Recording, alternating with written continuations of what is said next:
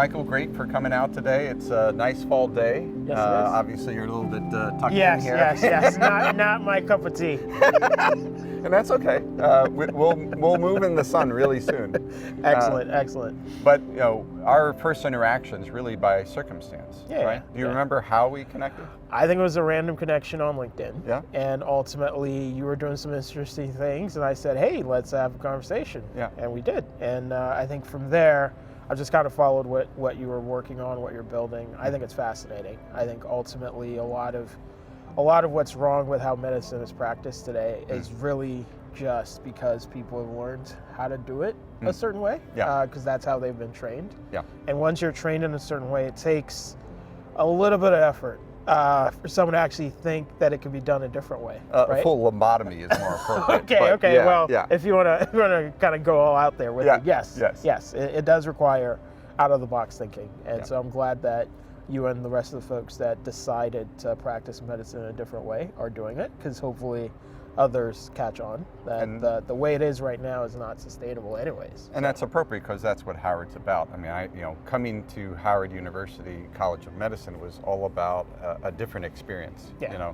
Here in Washington, D.C., we have Georgetown University, we also have GW. Yep. Both of those institutions I had worked at. But Howard brought me in, and the feel of it, the students themselves, was just inspiring. And people ask me, why did you go to Howard? And I'm like, well, it was the right place for me. Yeah. You have to find your right place. Yeah. And I was very interested also from just my first interactions with you, kind of what your background was, where you were coming at, because I like the spontaneity of it. I like how it just feels natural as opposed to pressured. Yeah. And we're both independent, so we can talk whatever we want to talk. It's straight to I'm not here to sell you anything. You're not here to sell me anything. Precisely. We're working on something in a way that I feel I want to contribute to it. Yes, love it. How did you find? Give me some backstory. Let me know, how did you find yourself here? Yep. What really is kind of behind everything that brought you to this point? Got it. So I was born in Ibadan, Nigeria, right? And part of my upbringing was really about a focus on education and our Christian faith, right? So my family was part of the leadership that brought in, the Christian church and kind of merged it with the Yoruba culture, right? So my grandfather's brothers were like bishops and things like that. One of his brothers was the king. And so the whole context of my upbringing was you're sort of thrust in this leadership position to try and make a difference, and our family was really focused on Christianity and education. Essentially, Nigeria was a place where a lot of military dictators. Yes. And so after a while, the threat of physical harm became pretty significant, because my dad was basically an outspoken person and a college professor, so and so at the end of the day, he basically saw that it would be better for us to kind of come over to the United States. So we moved over in 2002. He stayed back. Really? Yeah, he did. But my mom came. My mom was actually a professor here at Howard from 2002 till she retired in 2017. And so part of us coming to Howard was pretty much she was here, and there's this thing called tuition remission. And so the decision was pretty much made. It was, if you're going to go to school somewhere else, then, go get a student loan. Yeah. But if you want it covered, then you come here. And so we started, so it's two of my siblings and I started at the same time. So I was kind of like an older freshman, which just put a chip on my shoulder, like, okay, look at this youngins. So my origin story was really just coming to Howard happenstance, honestly, right? Didn't know a lot about Howard, but when I got here, really started just experiencing what Howard is about, and that spirit of fighting for justice and being in a leadership position. Really learned about all the civil rights leaders from the past, and really just got ingrained in what the culture and the spirit of Howard is, which is really about fighting for what's right. Right? It's legacy. That's the legacy of Howard. It's fighting for what's right. And so for me, going through Howard was really focused on getting good grades. And then the other part of the equation was getting out there and earning a living, right? So sophomore year, went over to MedStar and got a job, and so started working full time my sophomore year. And so my life back then was go to class in the morning, go to work, go home, do homework, sleep, wake up, do the same thing, and did that basically 5 days a week, 3 years, graduated, and then it was like, what am I going to do now, right? And so for me it was, how do I take this knowledge of healthcare, which is really what I started with, and merge it with the knowledge of business and improving things. So a lot of my drive then was, how do I improve things, like improve businesses, improve healthcare, what have you. So I went into management consulting, which is where I learned a lot of tricks and trades around how businesses run and what they're really about. So did that for a couple of years, then went to Stanford for my MBA. Coming out of Stanford was sort of the post-Affordable Care Act environment. So a lot of the work was about how do you actually transform healthcare? And how do you do it in a meaningful way to actually deliver value? And so after I started consulting for like insurance companies, the evil ones, yes. Well, okay. everyone is evil is the simplest way that I've concluded. There are no saints in the American healthcare system. Yes. Because essentially everyone in the American healthcare system is wired to be capitalistic. Yes. Right? And ultimately capitalism is about exploitation in its sort of purest form. And so even when you apply that to healthcare, what ultimately happens is the entity looks at its priorities, which is about typically maximizing profit or revenue. And it doesn't matter if it has a non-profit label on it, it's still about the bottom line. And so on one hand, because I am a capitalist, so on one hand I recognize and understand why they're doing it that way. But when you look at the other side and say, well, you're supposed to be delivering healthcare. Yes. And so then that's really the equation that needs to be balanced, is how do you deliver healthcare in the context of keeping a business enterprise alive and afloat. Yes. Now, the nuance here is things in healthcare are usually designed to be inefficient, because the inefficiency is part of its, keeps it relevant. It keeps it relevant, number one, but it's also part of its defensible moat. Yes. Right? Because it's so big, it's so inefficient, it's so complex. Yes. You can't just move away from what they've already established. Yeah. Right? And it's everything from how the care is delivered, to how the training is done, to how the licensing is done. Yes. And some things like literally make no sense. Yes. But it's in the rule book. And it clogs up the process. Yeah. And so coming out of all of that training, from a educational standpoint, from working with businesses, I wasn't too happy with it, but I was going along until 2014 when my dad passed. And that was my defining moment of what am I doing on this earth and how am I going to make a difference? So my dad passed while he was away at a medical conference in Abuja, Nigeria, and it was heartbreaking because we didn't even find out he had a medical emergency until after he had passed. And so when I think about what happened with him and how he ultimately passed, it sort of motivates me to kind of imagine the type of global healthcare system that needed to exist to prevent that from happening. From the information breakdown, I could imagine whoever was attending to him had no visibility into his medical history or medical records. I have no idea the quality of the facility. He probably didn't really know what was going on with him prior to the event happening that created the emergency. And so all of that kind of leads into, well, what kind of tools, what kind of delivery systems need to be available. And so a lot of what I'm working on now is really about how to bring some of those things into the market, how to connect some of these dots, how to close some of these gaps, and to do it in a way where the solutions themselves are actually accessible and affordable. Because a lot of innovation, I really don't like using that word, right? Because I know what innovation is, and a lot of what people are calling innovation is literally just performance improvement or improvement for the bottom line. For the bottom line, right? So innovation to me is how do you actually create a healthcare system that does what healthcare is supposed to do. That is really hard, given all of the forces that are in play to keep it the way it is and to actually make it worse over time. Yeah. For myself, it's the healthcare is business. It is business, yeah. As a physician, I'm diametrically opposed not to business per se, but I have to say, and I appreciate your perspective, and I certainly appreciate your shift for what you are trying to achieve. Yes, yes. Because it's dramatically different from others that I interact with, and we will be taking certain episodes and exploring that more. But it's the heart and soul of medicine is about caring. It is. And in the context, even from ancient times, it was what you did for your community. It was a service, and in many cases, it was a service that was provided, and there was no business associated with it. The whole mantra, the whole oath as a physician is the Hippocratic Oath. Yes. We don't have an oath to Blue Cross. We don't have an oath to Kaiser Permanente, right? Yet. They're working on it, I'm they're sure. Working on it. No, but the way I think about it is, so folks who choose, and there are a lot of books that have been written, and you can look at the history of the social transformation of medicine, especially here in the United States.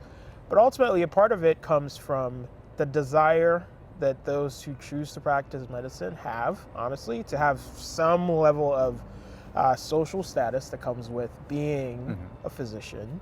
The money doesn't hurt, right? And so I think folks that go down that path and have that desire to serve also have certain elements of wanting to have an elevated status and wanting to have the kind of money that comes with being a physician here in the United States. Because ultimately, there's a big wide world out there, and people can choose to practice medicine elsewhere. That is true. But when you practice medicine in the American healthcare system, you get mostly saddled with a lot of debt, and that debt ultimately is like a ball and chain, because now you got to pay it off. Yeah. And the only healthcare system where you can make enough to pay off that kind of debt is here in the United States. Whereas you look at education in other countries, like in Cuba, it's free. Yes. And you are required to then serve in your communities. Yes. That socialized model of medicine is something I'm very attracted to. Okay. And other countries as well. We will be visiting Turkey, which has socialized medicine. Okay. You hear a lot about the UK and in Canada and those things, and we'll be exploring those as it is in comparison to the American healthcare system. I think it's always good to compare. Yes. But where all of those systems fail is that they don't take care of their entire population. Okay. And they don't do it, not because, so I wouldn't say there's ill intent in not accomplishing that goal. It's rather that is not the intent of the design of those systems. So they didn't create those systems to say, how do we take care of our entire population? It was designed to do whatever it's doing, right? Most things, especially if it's been institutionalized, it's functioning as designed. It's not broken, right? It's doing what it's supposed to do. And so the context of all of those systems is that, yes, they might offer something different, particularly in access to primary care, but they still have all their own issues, right? True. And as challenging as the American healthcare system is to navigate or to get the best out of it, it still has several good elements in it. And so I just try and take, most times, as critical as I can be, I try and take a global view of things and a historical view of things, and then I apply my criticism. Yeah, understood. But when 20% of our GDP is healthcare, we got a problem. Oh, we've had a problem. Yeah. We still have a problem. And it's actually, the context on that point, first of all, it's only going to get worse, right? We're on track to get to 22% or worse. Yes. And that's just direct. Yep. So the indirect probably makes about 40% or 50% of this American economy is linked to how the healthcare system is today. Yes. Which makes it almost impossible to change. Yeah. Because if that many people are making money off of how it is They're right not gonna now, let go. they will never allow change to come. Yeah. And so the political system we have today, like most political systems in the world, are fundamentally corrupt, right? Because money has influence in it. And so when money has influence, it's automatically corrupted. Yep. And so anyone who's making money today, who understands that if change comes, they lose the money they're making, is literally wired to think about it in dollars and cents and say, I have a fiduciary duty to my shareholders to protect this revenue and profit. This regulatory reform will harm that. So I will take whatever money I think I will lose and I will fight it. And that pile of cash is usually higher than whatever anyone else is saying on the other side. You can buy Congress for $150 million, so apparently, that's not a problem. Apparently, right? So at the end of the day, once that is the equation, once that is the situation a country finds itself like we are here in the United States, especially after Citizens United, I think it is impossible to make change in the way the American healthcare system is literally eating away at the rest of the American economy unless we change the political industrial complex. So what you're talking about is a revolution. Yes. Yes. Yes. Doesn't have to be violent. Doesn't have to be violent, but since it's a system built off of capitalism, It does. I think it radical can shift. be Yeah. a revolution driven by another large pile of cash that's able to come in and really change who the players are, switch out some of the seats, maybe even build a whole different table. And then that capitalism on the other side, though, has to be benevolent capitalism. Yes, and that's Right. an important. It is. It's an important distinction. And so I consider myself a benevolent capitalist. And so therefore I'm on a mission to build several large businesses that will ultimately have enough capital and influence. And that's how to we can actually impose- talk. Because Yes, otherwise, if you weren't benevolent, Exactly. honestly, I'd probably be blocked right from walking in the door, right? Yes. Yeah. And so for me, it's understanding how the system of capitalism works, and then hopefully having enough confidence in my commitment to doing the right thing, Yeah. such that if I am opportune to have the resource base that I want to have and have the political influence that I want to have, then, then hopefully I can follow through with it. Yeah. And so that's really the journey I'm on, to discover Yes. if there's a line out there for me that would take me off this path. I personally don't think there is. I am committed to this for all the right reasons, and so I'm And going to you're follow young through. enough. That's the other thing. I'm not that young. I see. I have a lot more You gray. have a lot more gray. I have a little bit of gray. I'm not that young, but Yeah. but the other sad reality of all of this. So my dad passed when he was 67. Yeah. I'm 38, and so I use when he passed as kind of a marker.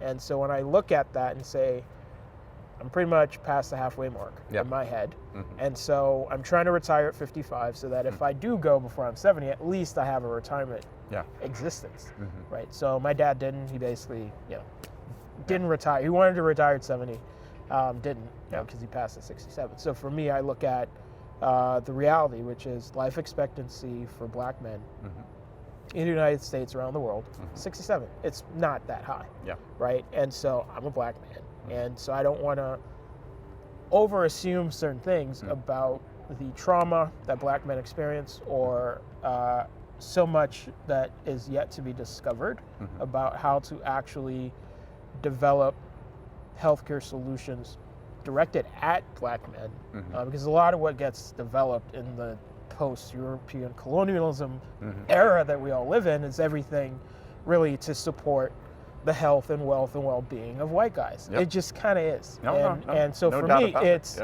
it's saying this is the world that I was brought into.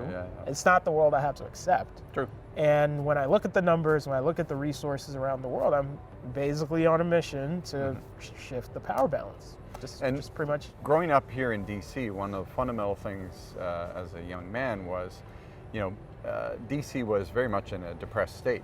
And so it was a question of, well, what do we do? And punk rock was a big thing here in DC. And one of the mottos for punk rock, which still rings true for me today, is the whole do it yourself. Got it. It's not that you just have to take what everybody else has built in a failing system. In the music industry, there is no label in DC, so what do? You make your own label. Make your own label. Right? Yeah. So That's entrepreneurship. Discord Records That's and entrepreneurship. all of that was in my DNA. That's my mentality, Nice. we'll be meeting up with Ian and talking a little bit more about that. But that's very much true. What you have to do it yourself. And you bring the right people along, and bit by bit, it starts a change.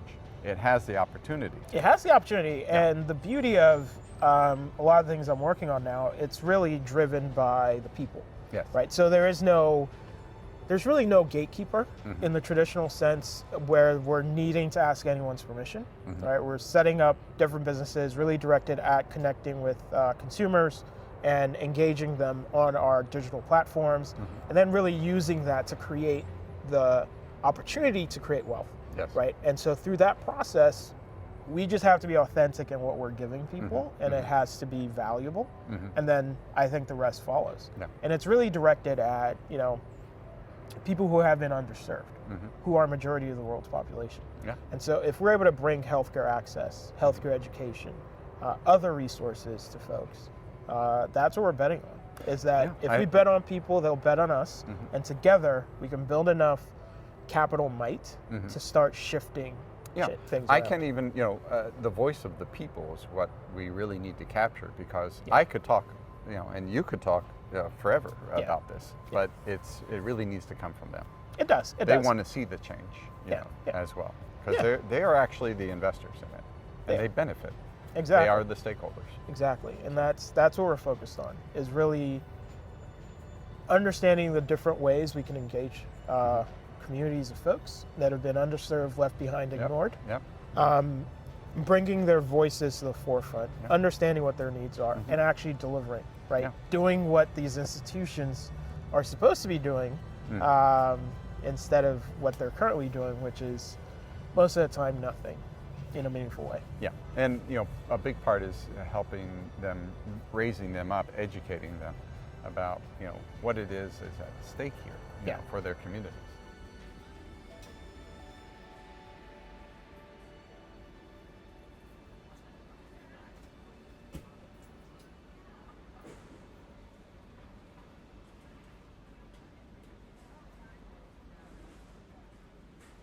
So Michael, what I really want to know is what you're up to, what your plans are in the immediate future, long term, on a personal level, professional level, how you see things evolving over time. Sounds great. So most of my activities are in a company I founded actually in 2007 called the Maximizer Group. It has since evolved from what was just a holding company that I did some investments in or some consulting in, into now more of a venture studio. And what that venture studio does is I incubate ideas, or I collaborate with others to incubate ideas, and then initially bootstrap those ideas to get to an MVP, which is a minimal viable product phase of growth, and then seek outside funding. So I have a couple of companies that I'm working on right now that are sort of in that space. The most interesting one, the most purposeful one that I'm working on is called Indigenous Health Group. And I was able to come together a couple of other Howard graduates and really evolve a vision out of that whole process, which is now Indigenous Health Group. And the purpose of Indigenous Health Group is to build the world's most valuable and genetically diverse data bank. And the reason for that is because African ancestry, DNA, clinical data, clinical participation from a clinical trials research standpoint is significantly underrepresented. And it's being underrepresented to the detriment of not just people of African ancestry, but also the whole world, because African DNA is the oldest and most genetically diverse. And so there's a lot that has yet to be explored. And so part of what we're trying to build is not just this data bank to really explore the things that have not been explored, but to use it as an opportunity to introduce healthcare to people. And so we're building a digital platform that ultimately onboards people, and through that onboarding process, we're able to give them back a health risk assessment. And so we've launched this initiative, this movement called the Buy Us for All movement. And so we have a landing page for right now, but we're constantly building content, and we're working on our mobile application and hope to launch that right around Thanksgiving. And the great thing, I think, is that it's also it's about trust. Yes. Certainly in African American community, we have many examples where that trust has been broken. Yes. And even like Henrietta Lacks, in terms of her immortal cells have been making so much money for these pharmaceuticals. So it's kind of that question of, well, if you're going to take my genetic material, can I trust you? And that's how we're going to market. It is recognizing that there is that history of mistrust, and when you look at the research, it's clear that trust is one of the barriers as to the reason why there's such low participation. And you can't blame them, right? There's this history of exploitation, literally still happening today, where here in the United States, you got Henrietta Lacks as an example, you have the Tuskegee experiment as an example. We look over to a place like Africa, and you look at different countries and what's been happening there. Nigeria, there was a meningitis testing that it left so many children disabled or dead. There were HIV testing, there was forced sterilization. And so when folks come in these white coats, people are not so eager to engage, and for good reason. And we have that in DC, in Southeast DC, for years, decades really. They, groups have tried to come in and research their communities. No one wants to be a lab rat, right? And so for us, it's really not about come here and get in a clinical trial or come here and do research. It's come here so we can work with you and help improve your health so you can live your best life, right? If it eventually gets to a place where people are comfortable sharing a sample to get their DNA tested or to ultimately participate in a clinical trial, that's all well and good. But the primary purpose of this platform that we're building is really to bring people in to a safe and trusted space where they can learn about health risks, where they can get connected with resources to ultimately help get to their best life outcomes. And then the other part of what we're building ultimately is this valuable data will be used to generate revenue in a lot of different ways. And we're going to do it in partnership with all of those who decide to come into our platform, because we're not only doing a literal revenue share with them, but we're also setting aside 5% of our company's equity in a trust to benefit the members and their communities. And so this literally translates into, if folks from a given community, let's say DC, let's say Southeast, if we suddenly find out that 10,000 people from Southeast are on the platform and there is a defined value in whatever their clinical data is or genetic information, and we generate XYZ millions of dollars, maybe billions of dollars, we are directly investing in that community as a result of that. Not just in, here is, show and tell, branded community center type nonsense, but actually saying, here's the community that gave us this valuable data. Let's have a conversation about what the community needs. So that we as a corporation now have a business model that is directly reinvesting in a meaningful way, in a sustainable long-term way in these communities. So that's what we think will be very powerful. And when you have other businesses that have already been established for profit, like 23andMe, where you already pay them, and then they've got your genetic material, they're definitely sending that genetic material to those who are actually going to start using it for their own purposes. And without your knowledge. No, and all these companies, you consent. Oh, hell no. So people consent to a place like a 23andMe. Maybe they read the fine print, maybe they don't. What they are not getting, they're not getting any equity out of 23andMe. Maybe they get some change if they monetize it.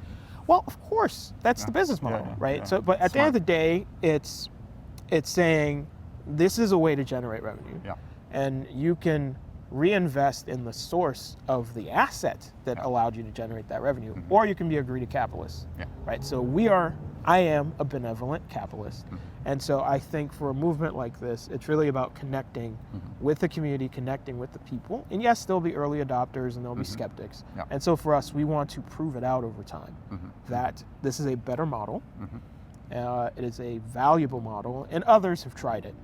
The nuance here is we're trying to build a long-term relationship with any of these communities, and it's really centered on their health, right? So it's not even right now about research or clinical anything. It's just, how can we provide resources to help you in your health journey so you can live your best life, so your family can live their best life, and to do it in a culturally sensitive way to address all the health inequities that we see. And ultimately, when we think about the research, right, so this got me. This past year, I lost 2 friends to sickle cell. And it hurt for a lot of reasons, but one of the reasons it hurt was because these are like amazing individuals who were at the top of their career, but they had this blood disorder that no fault of their own, but they had it, and it took them out. One was 37, the other was 46. And it was heartbreaking when I started digging into how much research went into this space. So sickle cell is a disease that only affects people of color. 300 million people on this earth have the trait, 300 million.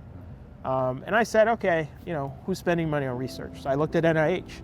NIH only spent $145 million on sickle cell disease research. And it's a lot of money, but everything is always relative. So that $145 million was a 20th of 1% of NIH's budget.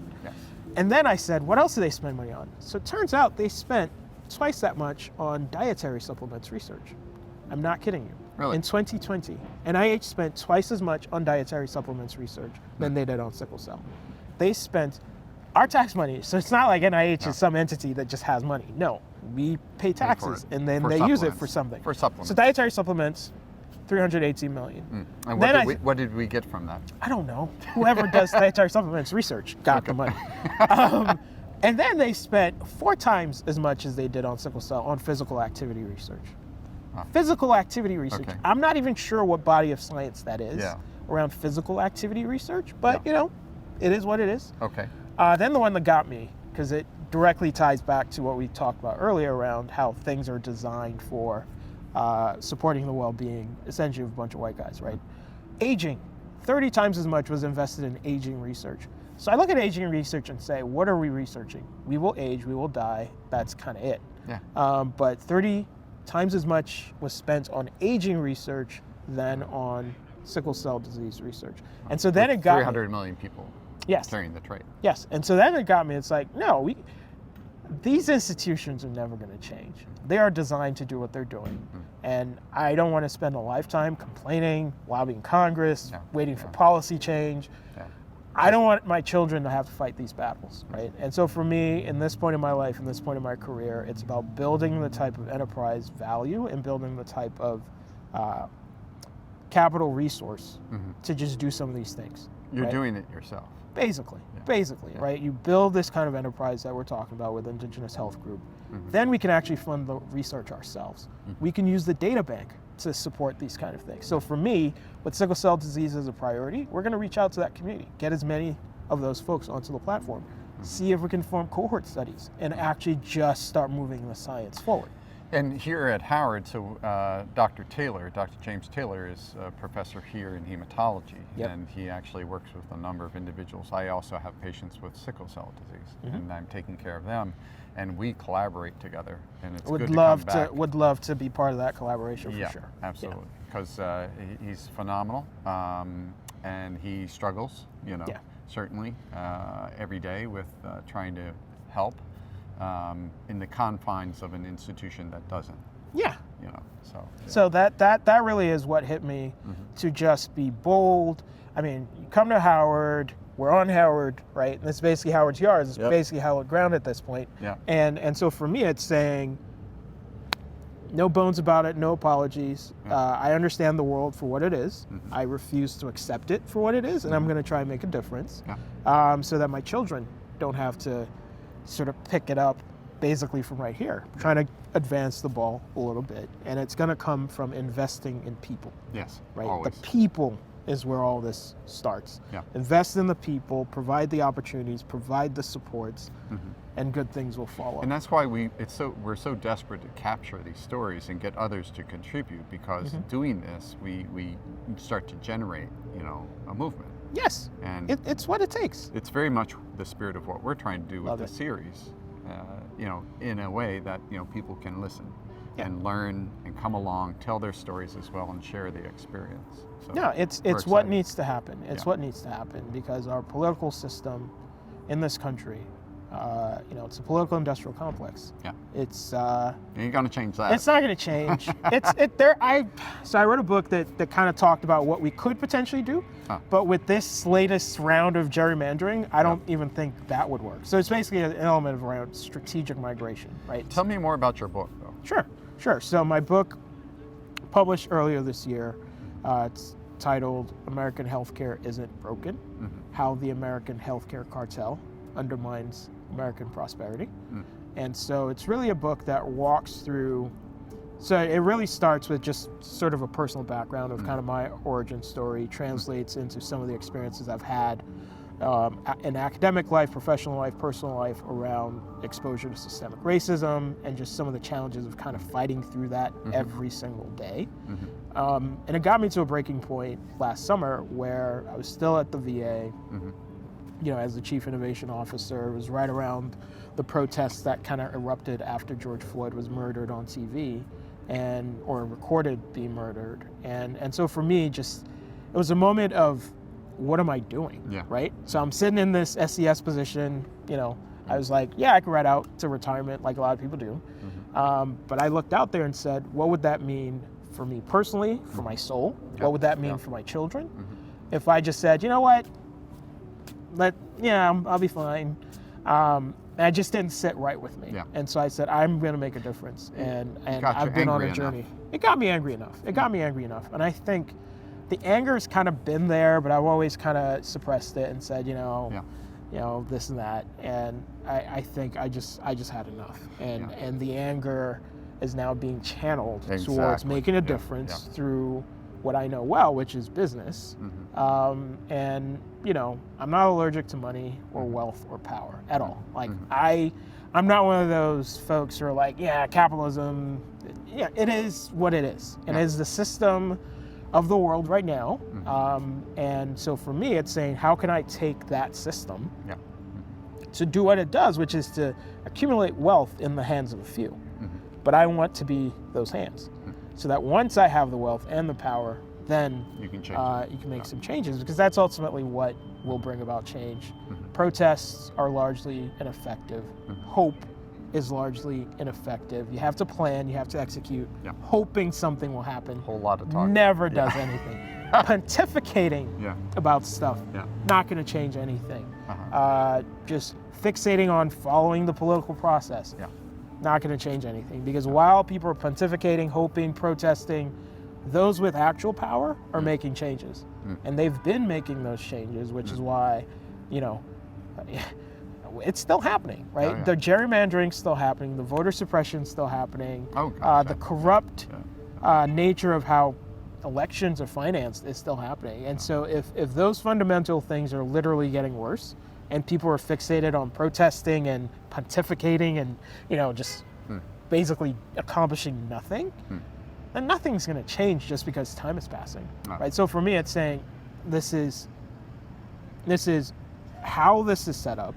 And so the book really just explains all of the elements of how things are the way they are in healthcare, how it's connected to the broader genesis story of America, which is a country that was fundamentally created to support the economic interests of white guys. It just was. There's no need to not just embrace what it is. Exactly. It was created for that, and everything else that followed is as a result of that. And so we either, as a country, need to say, we don't like that origin story, and we want to create a story or an environment that actually leans towards the ideals that people are told about America, which is land of opportunity, equal opportunity, one person, one vote.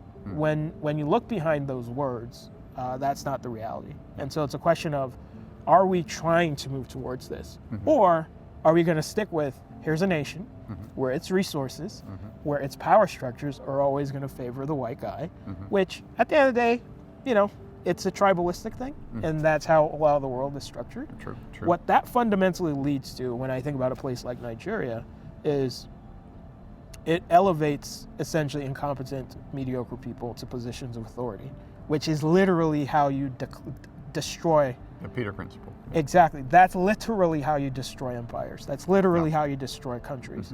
And so decays from the inside. It's exactly. So if leadership is so important, and if the qualifier for entry into a position of leadership is either how much melanin you have, right? So, you don't have any, great.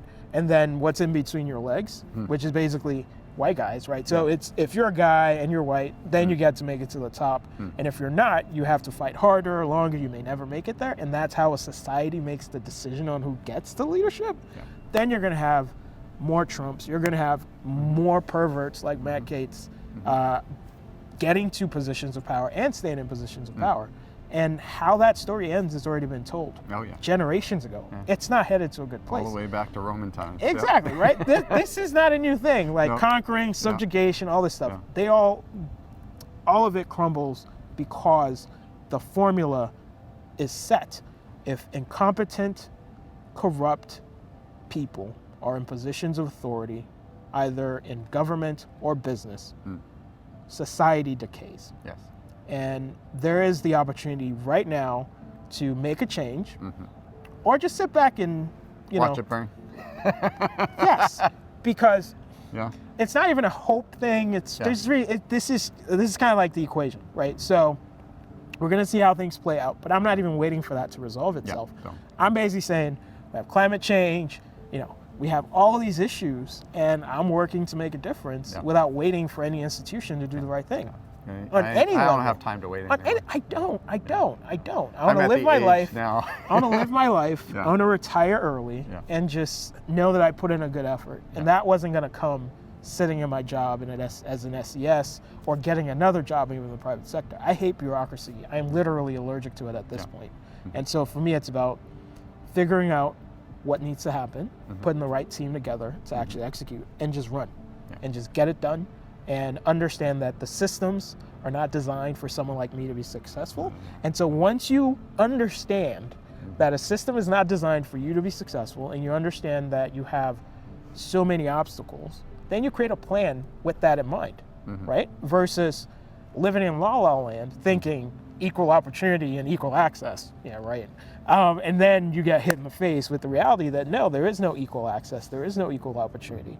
In fact, fundamentally, I'm not even sure equal opportunity is even attainable. And so making it a goal is almost laughable, right? If something's not attainable and then they're pointing to it as a goal for any society, it's a joke, right? No one has equal access. I'm privileged in that I was able to come to Howard, that I went to Stanford for my MBA.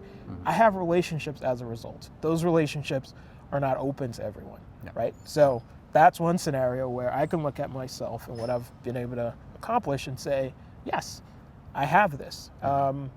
Others could have it, but that's not what their path was. True. But I don't say I have this privilege, I'm gonna kind of hold it and make it work just for me. Yeah. I think I look at it and say I have this privilege that comes with some responsibility. And I look at so many communities that are underserved, and I say, how can I take the privilege I have to create a meaningful impact in all of these communities, in all of these lives? Because fundamentally, a lot of what happens with life outcomes is not always a function of effort or even ability. It's a function of circumstance. Yes. So for me, it's what can I do to create opportunity for others? What can I do to break down some of these barriers? What can I do to create the kind of system that allows for anyone who has the desire and the talent to excel? And so that's really part of the other part of building businesses is actually capacity building, right? So looking at, West Africa is where I'm starting, but the goal is to expand, right? But it's about capacity building because the talent is there, the desire is there, what they're lacking is opportunity, right? And so what I'm working on, in addition to standing up businesses, is actually capacity building back in West Africa, and then hopefully looking beyond that as what we're building scales. So let's go do a house call in West Africa. Sure.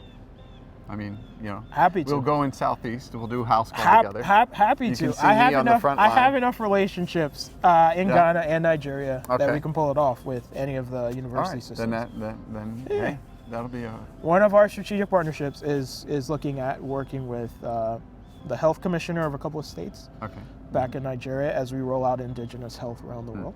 Right. So as we roll indigenous health out around the world, we're really looking to engage those institutions, those communities, because if we bring the digital and people are onboarded and we hopefully get enough of a critical mass, then we'll be justified in making an investment in those communities of like health services or a variety of things. And so that can just be a natural part of this collaboration and relationship that we're going. No, exactly. It'll be a little warmer there. It would be for sure. So I'm freezing. It would be for sure. So for me, it's saying, gloves off. It's enough of this stuff. I'm embracing radical candor as much as possible in all my interactions. Because at the end of the day, if people want to continue to live essentially a false existence, that's on them. I am looking at things for what they are and then making plans as a result. I'm not looking at anything and saying, oh, well, this and that. No, it's what is this thing? What is the truth? Get me to the truth. Once I understand the truth, then I act accordingly.